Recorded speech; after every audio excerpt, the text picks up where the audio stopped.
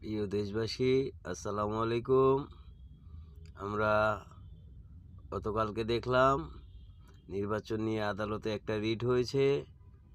নির্বাচন যে হবে না এরকম সংখ্যা আমরা আগে থেকেই বলছিলাম। এখন আস্তে আস্তে সেই দিকেই যাচ্ছে।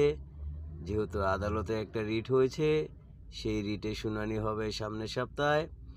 এই শুনানির পর কি হয় তারপরে সেটা দেখা যাবে। যেহেতু রিট হয়েছে, এখানে নির্বাচনটা না হওয়ার সম্ভাবনাই বেশি থাকে।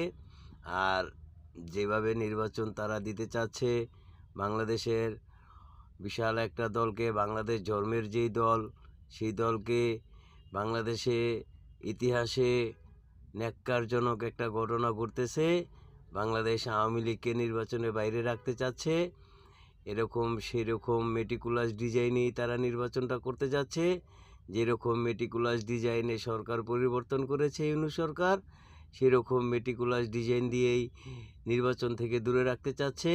কিন্তু তারা জানে যদি আওয়ামী লীগকে নির্বাচন করতে দেওয়া হয় তাহলে সেটা হবে তাদের জন্য অমঙ্গলের বিষয়। তাই তারা যে কোনোভাবেই হোক আওয়ামী লীগকে নির্বাচন করতে দিবে না।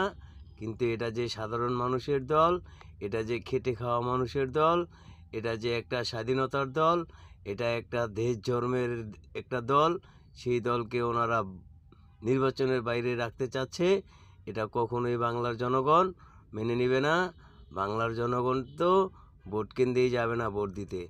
মিনিমাম আমরা আন্তর্জাতিক মাধ্যম তো খবর করতেছেই, বাংলাদেশের জরিপও, আমাদের সাধারণ মানুষের কথা, এগুলা ইউনূস সরকার কেয়ার করতেছে না।